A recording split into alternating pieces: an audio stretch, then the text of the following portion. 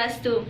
Halo guys, perkenalkan kami dari kelompok 4. Di sini kami mendapatkan materi organisasi wanita. Sebelum kami memaparkan materi, izinkan terlebih dahulu kami memperkenalkan diri. Nama saya Putri Kaganggayani, absen 34 dari kelas 11 MIPA 4. Perkenalkan, nama saya Nika Sinta Putri, absen 28, kelas 11 MIPA 4. Perkenalkan, nama saya Kamuninda Agelia, saya absen 18 dari kelas MIPA 4. Gerakan Wanita Indonesia atau Gerwani adalah organisasi wanita yang aktif di Indonesia pada tahun 1950 dan 1960.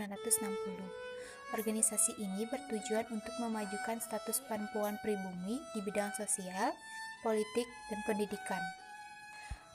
Organisasi perempuan ini memiliki hubungan yang kuat dengan Partai Komunis Indonesia, tetapi sebenarnya merupakan organisasi independen yang memperhatikan masalah sosialisme dan feminisme, termasuk reformasi hukum perkawinan, hak-hak buruh, dan nasionalisme Indonesia. Gerwani dilatar belakangi oleh banyaknya gerakan wanita dalam masalah politik dan perlawanan terhadap penjajahan. Karena saat itu masyarakat menilai perempuan tidak lebih dari kancah wingking yang bertugas masak, merias diri, dan melahirkan.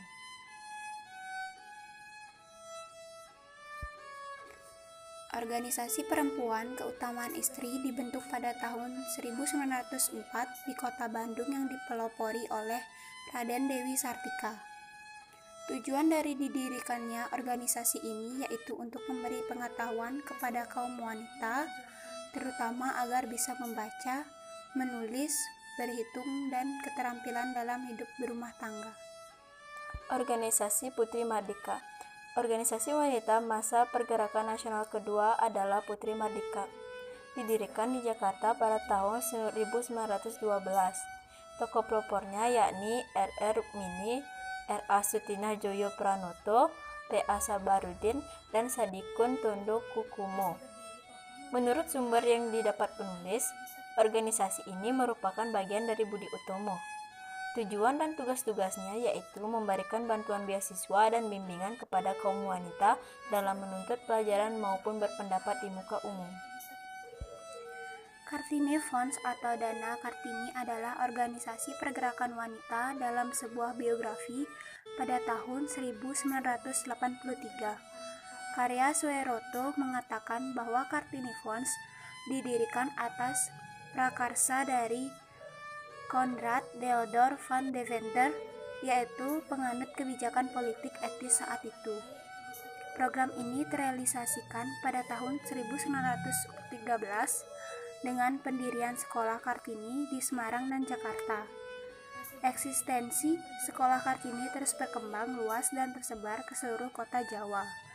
Keberhasilan program ini berdampak besar bagi kelahiran organisasi perempuan di berbagai daerah di Indonesia seperti Organisasi Wanita Taman Siswa, Wanita Utomo, Aisyah, dan lainnya. KAS atau Kerajinan Amal Setia. Organisasi ini dipelopori oleh Ruhan Kudus, yakni perempuan kelahiran Sumatera Barat yang lahir pada tanggal 20 Desember 1884. KAS didirikan pada tanggal 11 Februari 1911 yang merupakan sekolah keterampilan khusus bagi wanita yang bertujuan untuk melawan semua tindakan diskriminasi terhadap kaum wanita untuk mendapatkan pendidikan. Berdirinya KAS ini banyak menimbulkan kontra di kalangan pemuda adat maupun masyarakat sekitar. Namun, Ruhan Kudus tetap gigih untuk memperjuangkan hak wanita saat itu. PIKAT atau Percintaan Ibu kepada Anak Turunannya. PIKAT didirikan oleh Yosipin Catherine Maramis. Organisasi PIKAT dibentuk pada tanggal 8 Juli 1917 di kota Manado dengan tujuan memajukan harkat dan martabat wanita. Organisasi PIKAT berkembang pesat di Indonesia yang ditandai dengan berdirinya cabang-cabang di kota besar seperti Jakarta, Bandung, Surabaya, Bogor, Malang, Balikpapan, Magelang, dan lain-lainnya. Selain PIKAT, Maria Walanda Maramis juga mendirikan Household School PIKAT atau Sekolah Rumah Tangga untuk Gadis-gadis. Aisyah. Didirikan oleh Nyai Ahmad Dahlan atau Hasiti Walidah pada tanggal 19 Mei 1917 di kota Yogyakarta. Peran penting Aisyah adalah untuk memajukan pendidikan umum dan agama bagi kaum wanita. Di zaman sekarang, organisasi Aisyah masih berdiri kokoh memperjuangkan hak-hak wanita, yaitu bisa kita lihat seperti didirikannya ribuan TK, SD, dan perguruan tinggi. Selain itu, adapun perkumpulan wanita yang dibentuk antara tahun 1920 sampai 1930 dibagi menjadi 3 bagian. Yang pertama, bagian wanita dari Sarekat Islam, yang kedua, Taman Siswa Bagian Wanita, dan yang ketiga, Organisasi Perempuan Perti atau Persatuan Tarbiyah Islamiyah. Kongres Perempuan Pertama. Untuk membulatkan tekad dan mendukung persatuan Indonesia, maka diadakanlah Kongres Perempuan Indonesia di Yogyakarta pada tanggal 22 sampai 25 November 1928. Kongres ini bertujuan untuk mempersatukan cita-cita dan memajukan wanita Indonesia serta membuat gabungan organisasi wanita. Beberapa organisasi yang hadir di dalam kongres tersebut yakni Wanita Katolik, Wanita Mulyo, Aisyah, SI Bagian Wanita, dan lain-lain. Kongres ini menghasilkan keputusan untuk membentuk gabungan organisasi wanita dengan nama Perikat Perempuan Indonesia atau PPI. Tanggal 28 sampai 31 Desember 1929, PPI mengadakan kongres di Jakarta. Pokok pembahasan saat itu masih mengenai kedudukan wanita anti poligami. Pada kongres ini juga, PPI merubah nama organisasinya menjadi PPII atau Perikat Perhimpunan Istri Indonesia yang bertujuan memperbaiki nasib dan derajat wanita Indonesia. Pada tahun 1930, atas anjuran PNI, di Bandung didirikanlah organisasi wanita kebangsaan bernama IS atau Istri Sedar yang memutuskan tenaganya di bidang ekonomi dan kemajuan wanita. Dalam propagandanya, ia sering menyuarakan anti kolonial. Namun, ada pula organisasi wanita yang sangat mengancam pemerintah kolonial, yaitu Perkumpulan Mardi Wanita, yang didirikan oleh Partindo pada tahun 1933. Akan tetapi, setahun kemudian organisasi ini dikenai larangan dan ketuanya yaitu SK Trimurti dijebloskan ke penjara karena masalah pamflet. Sejak awal pendirinya IS terus berselisih dengan PPII karena PPII hanya bergerak untuk memajukan kesejahteraan wanita seperti di negara merdeka. Menurut IS, perjuangan wanita sudah semestinya masuk ke lapangan politik. Namun, di antara IS dan PPII juga saling bekerjasama dalam rangka pengiriman delegasi Kongres Wanita Asia di Lohari. Kongres Perempuan Kedua. Kongres Perempuan Indonesia atau KPI kedua diadakan pada tanggal 20-24 Juli 1935 di Jakarta. Keputusan dari diadakannya kongres ini yaitu mendirikan Badan Penyelidikan Perburuhan Perempuan yang berfungsi meneliti pekerjaan yang dilakukan perempuan di Indonesia. Selain itu didirikan pula Badan Kongres Perempuan Indonesia yang sekaligus mengakhiri kiprah PPII.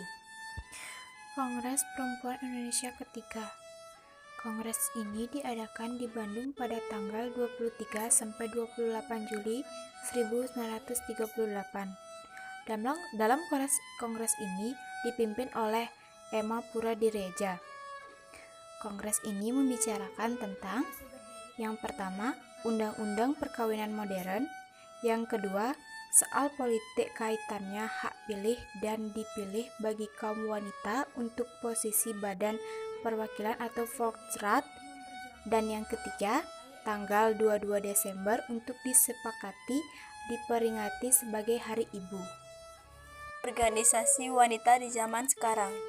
Setelah kemerdekaan, pergerakan wanita tidak lagi berbentuk fisik. Wanita kini bergerak untuk memperjuangkan hak mereka, salah satunya hak pilih.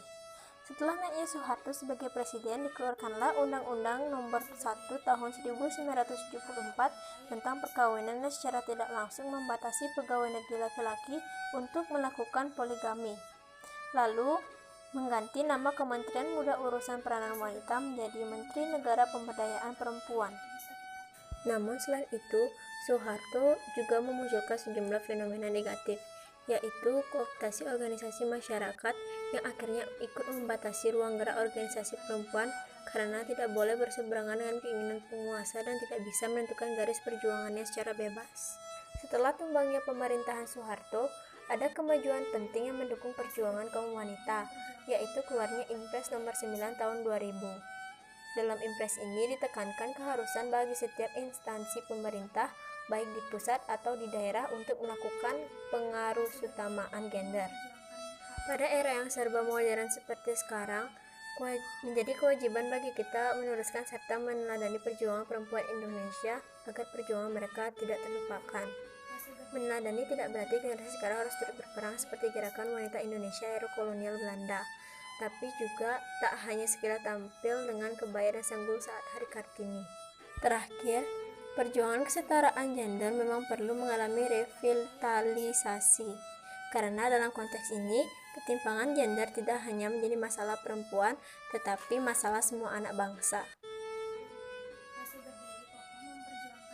Kami dari kelompok 4, di sini kami mendapatkan materi organisasi wanita. Sebelum kami memperkenalkan diri, bener dah ya? Bener dah. Jangan lupa. Sekian dari materi yang kami paparkan. Jangan lupa untuk komen, subscribe,